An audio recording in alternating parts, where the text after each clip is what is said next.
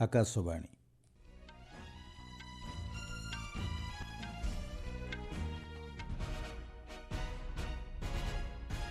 ସମ୍ବାଦ ପଢ଼ୁଛନ୍ତି ସତ୍ୟବ୍ରତ ବେହୁରା।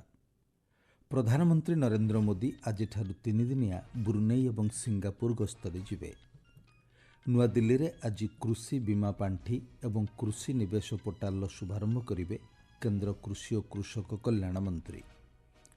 ଭାରତୀୟ ବାୟୁସେନାର MiG-29 ଲଢୁଆ ବିମାନ ଦୁର୍ଘଟଣାଗ୍ରସ୍ତ ଏବଂ ପ୍ୟାରିସ୍ ପାରାଅଲିମ୍ପିକ୍ସ 2024ର ପଞ୍ଚମ ଦିନରେ ପଦକ ତାଲିକାର 15ତମ ସ୍ଥାନକୁ ଉନ୍ନୀତ ହେଲା ଭାରତ। ପ୍ରଧାନମନ୍ତ୍ରୀ ନରେନ୍ଦ୍ର ମୋଦି ଆଜିଠାରୁ 3 ଦିନିଆ ବ୍ରୁନେଇ ଏବଂ ସିଙ୍ଗାପୁର ଗସ୍ତରେ ଯିବେ। ଏ ସମ୍ପର୍କରେ ଗଣମାଧ୍ୟମକୁ ସମ୍ବୋଧିତ କରି ସଚିବ ଜୟଦୀପ ମଜୁମଦାର କହିଛନ୍ତି, ବ୍ରୁନେଇକୁ କୌଣସି ଭାରତୀୟ ପ୍ରଧାନମନ୍ତ୍ରୀଙ୍କର ଏହା ପ୍ରଥମ ଗସ୍ତ। ବ୍ରୁନେଇର ସୁଲତାନ ହାଜି ହସନ ଅଲ ବୋଲକିଆଙ୍କ ନିମନ୍ତ୍ରଣ କ୍ରମେ ପ୍ରଧାନମନ୍ତ୍ରୀ ନରେନ୍ଦ୍ର ମୋଦି ଏହି ଗସ୍ତ କରୁଛନ୍ତି। ଏହି ଅବସରରେ ପ୍ରଧାନମନ୍ତ୍ରୀ ନରେନ୍ଦ୍ର ମୋଦି ଦ୍ୱିପାକ୍ଷିକ ସମ୍ପର୍କ ମଜବୁତ କରିବା ନେଇ ଆଲୋଚନା କରିବେ। ଭାରତ ଏବଂ ବ୍ରୁନେଇ ମଧ୍ୟରେ କୂଟନୈତିକ ସମ୍ପର୍କକୁ 40 ବର୍ଷ ପୂରଣ ହେଉଥିବା ବେଳେ ପ୍ରଧାନମନ୍ତ୍ରୀଙ୍କ ଗସ୍ତକୁ ଗୁରୁତ୍ୱପୂର୍ଣ୍ଣ ମନେ କରାଯାଉଛି।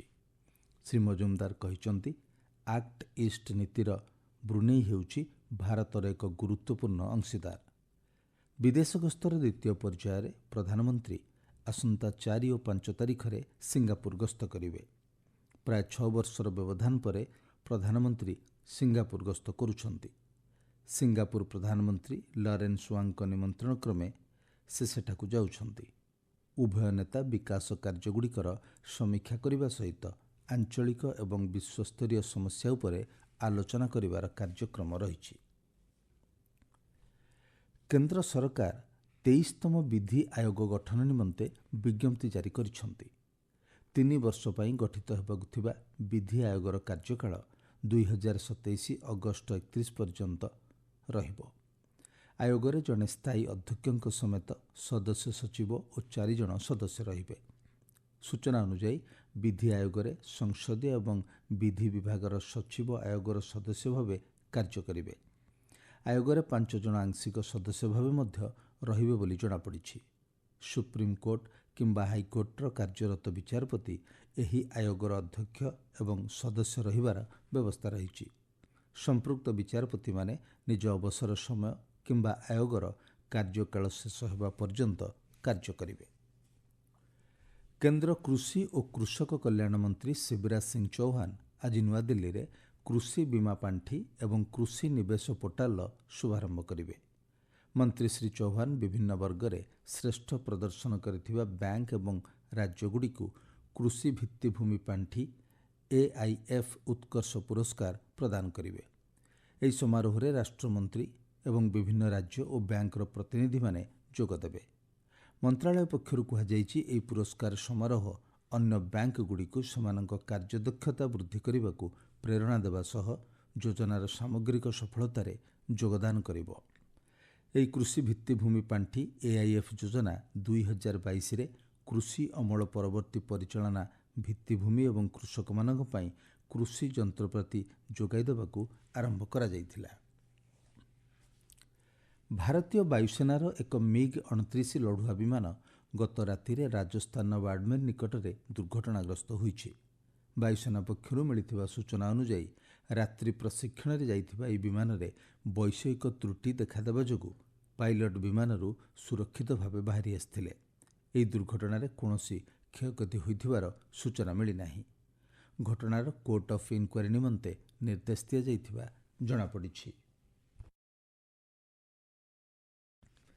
ଭାରତୀୟ ଜାତୀୟ ରାଜପଥ ପ୍ରାଧିକରଣ NHAI ଦେଶର 100ଟି ଟୋଲ୍ ପ୍ଲାଜା ଉପରେ ପ୍ରତ୍ୟକ୍ଷ ନଜର ରଖିବା ଲାଗି ପଦକ୍ଷେପ ଗ୍ରହଣ କରିଛନ୍ତି। ପ୍ରାୟ 1033ଟି ଜାତୀୟ ରାଜପଥ ହେଲ୍ପଲାଇନ୍ ଦ୍ୱାରା ମିଳିଥିବା ମତାମତ ଉପରେ ଆଧାର କରି ଏହି ନିଷ୍ପତ୍ତି ଗ୍ରହଣ କରାଯାଇଛି। ପରବର୍ତ୍ତୀ ପର୍ଯ୍ୟାୟରେ ଅଧିକ ସଂଖ୍ୟାରେ ଟୋଲ୍ ପ୍ଲାଜା ଉପରେ ନଜର ରଖାଯିବ ବୋଲି କୁହାଯାଇଛି। ସୂଚନା ଅନୁଯାୟୀ ଏଥିଲାଗି ଜାରି କରାଯାଇଥିବା ସଫ୍ଟୱେୟାରରେ ଟୋଲ୍ ପ୍ଲାଜାର ନାମ ଏବଂ ସ୍ଥାନର ନାମ ଦେବା ପରେ ସମ୍ପୃକ୍ତ ଟୋଲ୍ ପ୍ଲାଜାରେ କେତେ ଲମ୍ବା ଧାଡ଼ି ରହିଛି କେତେ ସମୟ ଅପେକ୍ଷା କରିବାକୁ ପଡ଼ିବ ଓ ଯାନବାହନର ଗତି କେତେ ରହିଛି ତାହା ଜଣାପଡ଼ିବ।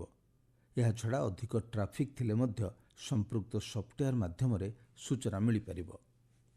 ଆପଣମାନେ ସମ୍ବାଦ ଶୁଣୁଛନ୍ତି ଆକାଶବାଣୀରୁ। ପତ୍ର ସୂଚନା କାର୍ଯ୍ୟାଳୟର ତଥ୍ୟ ଯାଞ୍ଚ ଶାଖା ପକ୍ଷରୁ ଭାରତୀୟ ଜୀବନ ବୀମା ନିଗମ LIC ପକ୍ଷରୁ ଜାରି କରାଯାଇଥିବା ଏକ ନୋଟିସ୍କୁ ଗୁଜବ ବୋଲି କୁହାଯାଇଛି। ଚଳିତ ମାସ ଶେଷ ସୁଦ୍ଧା LIC ତାର ସମସ୍ତ ପଲିସିକୁ ଫେରସ୍ତ ନେବ ବୋଲି ଗୁଜବ ପ୍ରଚାର ହୋଇଛି। ଏକ ନକଲି ନୋଟିସ୍ ମାଧ୍ୟମରେ କୁହାଯାଇଛି LIC ତାର ପ୍ରିମିୟମ ଏବଂ ପଲିସି ନିୟମରେ ପରିବର୍ତ୍ତନ କରିବାକୁ ଯାଉଛି। ତଥ୍ୟ ଯାଞ୍ଚ ବିଭାଗ କହିଛି ଏଭଳି କୌଣସି ନୋଟିସ୍ ଜାରି କରାଯାଇ ନାହିଁ। ପ୍ୟାରିସ୍ ପାରାଅଲିମ୍ପିକ୍ସ 2024ର ପଞ୍ଚମ ଦିନରେ ଭାରତ ପଦକ ତାଲିକାର 15ଶ ସ୍ଥାନରେ ପହଞ୍ଚିଛି। ସୁମିତ ଅଙ୍କିଲ ଜାଭଲିନ୍ ଥ୍ରୋରେ ସ୍ୱର୍ଣ୍ଣ ପଦକ ହାସଲ କରିଛନ୍ତି। ସେ ଦ୍ୱିତୀୟ ପ୍ରୟାସରେ 70.59 ମିଟର ଜାଭଲିନ୍ ଥ୍ରୋ କରି ନୂଆ ରେକର୍ଡ ସ୍ଥାପନ କରିଛନ୍ତି। ବ୍ୟାଡମିଣ୍ଟନରେ ନିତେଶ କୁମାର ପୁରୁଷ ଏକକ SL3 ଶ୍ରେଣୀରେ ସ୍ୱର୍ଣ୍ଣ ପଦକ ହାସଲ କରିଛନ୍ତି। ସୁହାସ ଜ୍ୟୋତିରାଜ ପୁରୁଷ ଏକକ SL4 ବର୍ଗରେ ରୌପ୍ୟ ପଦକ ଜିତିଛନ୍ତି।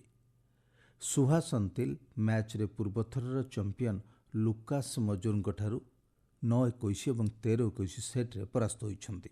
ସେହିପରି ମହିଳା ଏକକ SU5 ବର୍ଗରେ ତୁଳସୀମଥି ମୁର୍ଗେସନ ଫାଇନାଲରେ ଚୀନର କ୍ୟୁଜିଆ ୟାଙ୍ଗଙ୍କଠାରୁ ପରାସ୍ତ ହେବା ପରେ ରୌପ୍ୟ ପଦକରେ ସୀମିତ ରହିଛନ୍ତି। ମନୀଷା ରାମଦାସ ଡେନମାର୍କର କ୍ୟାଥରିନ୍ ରୋଜେନ ଗ୍ରେନଙ୍କୁ ପରାସ୍ତ କରି ମହିଳା ଏକକ SU5 ବର୍ଗରେ ବ୍ରୋଞ୍ଜ ପଦକ ହାସଲ କରିଛନ୍ତି। ନିତ୍ୟଶ୍ରୀ ଶିବନ ମଧ୍ୟ ମହିଳା ଏକକ SH6 ବର୍ଗରେ ବ୍ରୋଞ୍ଜ ପଦକ ଜିତିଛନ୍ତି।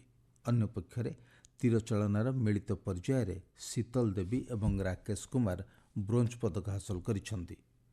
ଯୋଗେଶ କାଥୁନିଆ ପୁରୁଷ ଡିସ୍କସ୍ ଥ୍ରୋ F56 ବର୍ଗରେ ଫାଇନାଲରେ ରୌପ୍ୟ ପଦକ ଜିତିଛନ୍ତି।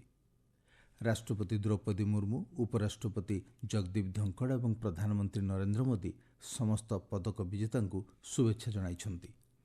ଆଜି ବନ୍ଧୁକ ଚାଳନାରେ ଅବନୀ ଲେଖରା ଦ୍ୱିତୀୟ ସ୍ୱର୍ଣ୍ଣ ପଦକ ଲାଗି ପ୍ରତିଦ୍ୱନ୍ଦ୍ୱିତା କରିବେ। ସେହିପରି ମରିୟପ୍ପନ ଥଙ୍ଗାବେଲୁ ପୁରୁଷ ଉଚ୍ଚଡିଆଁ T63 ଫାଇନାଲ ମ୍ୟାଚ୍ରେ ପ୍ରତିଦ୍ୱନ୍ଦ୍ୱିତା କରିବେ। ଆବୁଧାବିର ଶାସକ prince Sheikh Khalid bin Mohammed bin Zayed Al Nahyan IIT ଦିଲ୍ଲୀର ଆବୁଧାବି କ୍ୟାମ୍ପସର ଉଦ୍ଘାଟନ କରିଛନ୍ତି। ଆନ୍ତର୍ଜାତିକ ଇଞ୍ଜିନିୟରିଂ ଶିକ୍ଷା କ୍ଷେତ୍ରରେ IIT କ୍ୟାମ୍ପସ ସ୍ଥାପନ ହେବା ଆବୁଧାବି ପାଇଁ ଐତିହାସିକ କ୍ଷଣ ଥିଲା। ଏହି ଅବସରରେ କମ୍ପ୍ୟୁଟର ବିଜ୍ଞାନ ଓ ଇଞ୍ଜିନିୟରିଂର 52 ଜଣ ସ୍ନାତକ ଛାତ୍ରଛାତ୍ରୀଙ୍କୁ ସ୍ୱାଗତ କରାଯାଇଥିଲା।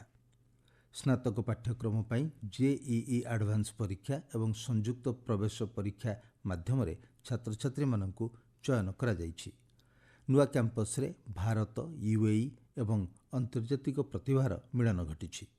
2022 ଫେବୃଆରୀରେ ପ୍ରଧାନମନ୍ତ୍ରୀ ନରେନ୍ଦ୍ର ମୋଦି ଏହି କ୍ୟାମ୍ପସର ସ୍ଥାପନ କରିଥିଲେ। IIT ଦିଲ୍ଲୀ ଆବୁଧାବି ଚଳିତ ବର୍ଷ ଜାନୁଆରୀରେ ଏନର୍ଜି ଟ୍ରାନ୍ଜିସନ୍ ଆଣ୍ଡ ସଷ୍ଟେନାବିଲିଟି ପାଠ୍ୟକ୍ରମର MTech ଡିଗ୍ରୀ ଆରମ୍ଭ କରିଥିଲା। ନିବେଶକ ଶିକ୍ଷା ଏବଂ ସଂରକ୍ଷଣ ପାଣ୍ଠି ପ୍ରାଧିକରଣ IEPFA ଏକ 5-ଟିକିଆ ଦେୟମୁକ୍ତ ନମ୍ବର ଘୋଷଣା କରିଛି। ନୂଆ ଦେୟମୁକ୍ତ ନମ୍ବର ଜରିଆରେ ବ୍ୟବହାରକାରୀମାନେ ଅନେକ ଗୁଡ଼ିଏ ଭାଷାରେ ଉନ୍ନତ କଲ୍ ସେଣ୍ଟର ସୁବିଧା ପାଇପାରିବେ। କର୍ପୋରେଟ୍ ମନ୍ତ୍ରାଳୟ ପକ୍ଷରୁ ମିଳିଥିବା ସୂଚନା ଅନୁଯାୟୀ ଏହି IVRS ସେବା 24 ଘଣ୍ଟା ଉପଲବ୍ଧ ହେବ ଏବଂ କଲ୍ ସେଣ୍ଟର ସୁବିଧା ସକାଳ 9:30ରୁ ସନ୍ଧ୍ୟା 5:30 ପର୍ଯ୍ୟନ୍ତ ଉପଲବ୍ଧ ହେବ। ଇତିମଧ୍ୟରେ ପୁରୁଣା ଦେୟମୁକ୍ତ ନମ୍ବରକୁ ବନ୍ଦ କରିଦିଆଯାଇଛି। କ୍ରୋଏସିଆରେ ଚାଲିଥିବା ବିଶ୍ୱ ଟେବୁଲ ଟେନିସ୍ ୟୁଥ୍ କଣ୍ଟେଣ୍ଡର 2024 ପ୍ରତିଯୋଗିତାରେ 19 ବର୍ଷରୁ କମ୍ ବର୍ଗରେ ଭାରତର ଦିବ୍ୟାଂଶୀ ଭୌମିକ ବ୍ରୋଞ୍ଜ ପଦକ ହାସଲ କରିଛନ୍ତି। ଖେଲୋ ଇଣ୍ଡିଆ କ୍ରୀଡ଼ାବିତ୍ 13 ବର୍ଷୀୟ ଦିବ୍ୟାଂଶୀଙ୍କୁ ଏହି ସଫଳତା ମିଳିଛି। ମୁଖ୍ୟ ସମ୍ବାଦ ପୁଣିଥରେ। ପ୍ରଧାନମନ୍ତ୍ରୀ ନରେନ୍ଦ୍ର ମୋଦି ଆଜିଠାରୁ 3 ଦିନିଆ ବ୍ରୁନେଇ ଏବଂ ସିଙ୍ଗାପୁର ଗସ୍ତରେ ଯିବେ। ନୂଆଦିଲ୍ଲୀରେ ଆଜି କୃଷି ବୀମା ପାଣ୍ଠି ଏବଂ କୃଷି ନିବେଶ ପୋର୍ଟାଲର ଶୁଭାରମ୍ଭ କରିବେ କେନ୍ଦ୍ର କୃଷି ଓ କୃଷକ କଲ୍ୟାଣ ମନ୍ତ୍ରୀ।